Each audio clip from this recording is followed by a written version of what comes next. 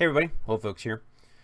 So I want to talk a little bit about, in the arena, everything else. People are always asking, what about different teams? What about different lineups? How do you maintain this? Last night I finished, I think, fourth. People have been beating me since then. I've swapped off different teams. I changed this up. There's no one team beats all unless you're just 150,000 points higher than everybody, which is kind of where you're at. I look at my number 3 team. I beat him, he beats me. Just goes back and forth. It is what it is. So it's kind of one of those things where again, let's see if I pull up the number 2 guy. Kind of same thing. The number 2 guy, the number 3 guy, they swatch spots back and forth.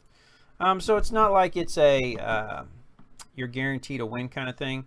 We can look here inside my records. Bear beat me. Let's see what Bear fought me with. So we'll go here. Bear is running the typical, instead of running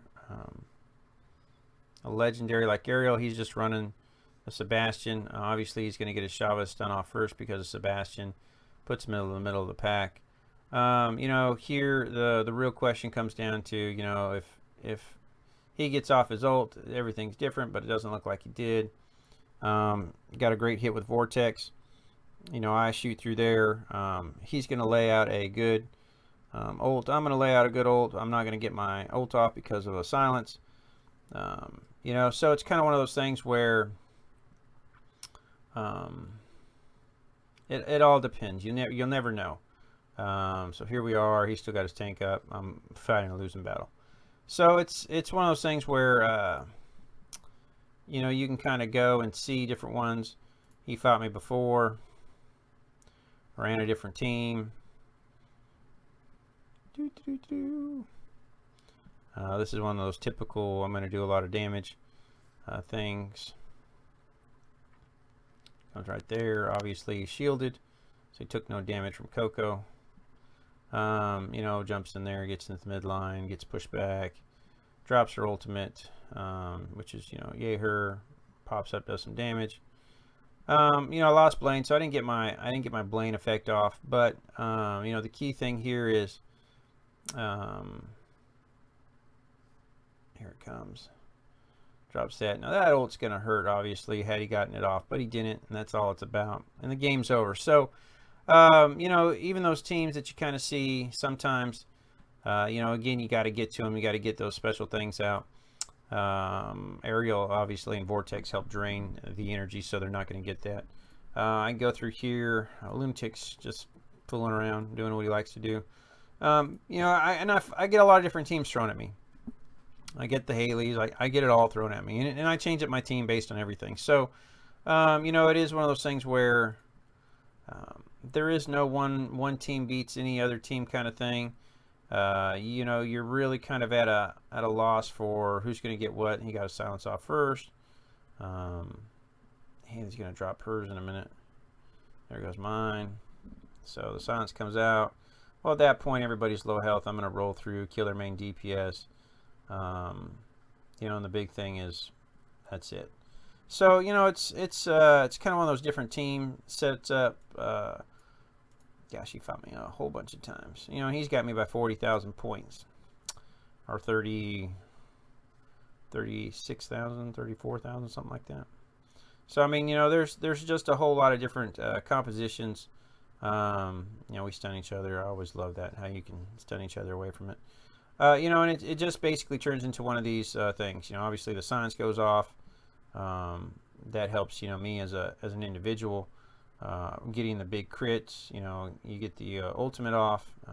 Sometimes I never understand why, it sits there for so long waiting to cast that ultimate. I don't know, just it always boggles my mind.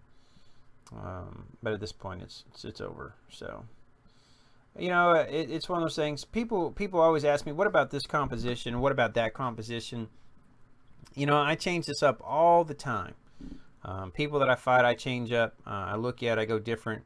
And that's kind of one of those things where, you have to see the teams you're playing and pick and choose. Do you think you can beat it? Do you not? Now, I can challenge Lunatic here and just for fun. giggles and whatever you want to call it, support. You know, obviously my guys aren't as high as his in the sense of rune cores and whatnot. You know, it's what do you do? I can run the same thing. Sometimes I win, sometimes I lose. We're going to run it here. I don't really know what's going to happen. You know, we're basically looking at the same exact thing. So, I thought I had swapped that out. I didn't. Makes me laugh, makes me giggle. So, here we go. Not going to get mine off. Going to die. Going to die.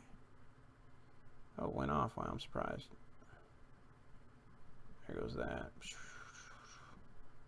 So we're still fighting. Still fighting. Still fighting. Gets so close. And we won. You know, I thought I had swapped out my 2 to match up his, but I didn't. You know, look at power. You know, obviously, different levels, different things. Some are higher, some are less. All the damage done there, same thing. So, I hope that helps you guys when you look at different team compositions. So, you know, it's just kind of one of those things. You know, everybody picks a team. Obviously, I didn't swap this out, so he could come back and in the next few minutes beat me again just by changing his team up, or I can swap mine out. You know, and that's kind of one of those things. You know, I've got a buddy here. Where's Empire at? There he is. He never changes his team for the most part. He keeps it pretty similar. It's going to stay like that the majority of the time. He can sit on 4. He can sit on 5. He's at 6 right now. You know, and so that's kind of the thing. People say, what about sleep teams? You know, somebody throws a sleep team in there. I throw my slash, and it's a good game. You know, they're done. So team compositions are all tough. Now, people always say, well, what about non-legendary teams? You know, when you start asking, what about this team? What about that team? You know, again, I'm usually going to stick with a Chavez, or I'm going to stick with a Kaiser. I do like Slash, but he's difficult against AE teams. You're going to run into a bunch of those. I think Poulon's a great choice also in the current stage and meta. I haven't tested Laura. I don't know. Vala's not bad, but again, you know, she's doing no damage. She's just a meat shield. Great against those first initial burst teams that are running like a Lucifer and Coco and all the other stuff, because she takes nothing. So they blow it all on her and get nothing. Buys you a little bit of time. But, you know, they said, what about marksman? So, again, I'm probably going to run a Zoe. I'm probably going to run a Mira. I'm going to run a Sue. I mean, you could do a whole team right here based off of a lot of damage and never have to get into the elite stages. You know, mage-wise, you know, again, you're kind of looking more in this pack here for your predominantly based teams. But, again, everything matters. I don't run Blaine usually. I've just been running it because he's done well against certain team compositions I face. Support, you know, that's a different option too. I personally don't run a lot of supports outside of potentially an Ariel or the occasional Sebastian. You've seen Aurora coming into play a lot more. I think Murphy and Muse are usually your predominant ones outside of Sebastian or Krash. But again, team compositions are so wide and varied. I've seen success with certain guys that have no supports. Seen guys that have to have a support to win. So, you know, it's one of those things where when you're looking at the arena, you know, I tell people this a lot of the times, you know, yeah, you want to use your best guys, but sometimes you really have to think about how that team composition works. And, you know, don't just get caught up in that, you know, I've got to have legendaries. I mean, you do to be in the top. That's just how it works the majority of the time, unless you're on a really old server and you've been running a long time. You know, you're going to scroll through this list, top 15, top 20. You know, you're seeing here it's still a giant amount of people. Now, here's a guy running no legendary, sitting current rank 23. And, you know, it's not a bad team. It's got the silence in there, obviously, with the Woken Media, sleep, energy drain, speed up for the sleep off of that. So there's a lot of options you can do there. I was going to say he's got a legendary team. He's got 1 there, 2 there. So, I mean, there is stuff that you can get. But, you know, just kind of play around. I tell people this all the time. I change my team up for fun. In fact, you know, somebody asked me a question, and I said, you know, I'm actually fooling around with cannon? Here it is. I'm fooling around with Bauer. My goal is to get Bauer up into the orange range at some point and use him just as a troll team. He's a lot of fun on certain teams. You know, he's not going to be the top team guy, but he does do some fun stuff, has some stuns. Everything does little AE damage and everything else. You know, so I'm looking into different areas of playing around. But, you know, so just kind of build your teams from there. I hope that helps, gives you a little insight of kind of what I run, how I do it.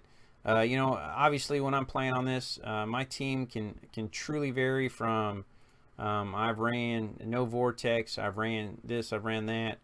I've ran a secondary tank, done a double, this is a triple jump as I like to call it, with the side of pushback.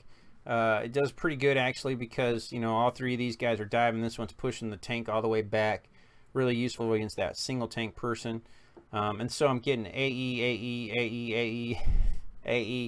I mean, so I just play with it. There's different things that you can do and just kind of have fun with. So I hope that helps you. Hope you have a great one. I'll talk to you all later.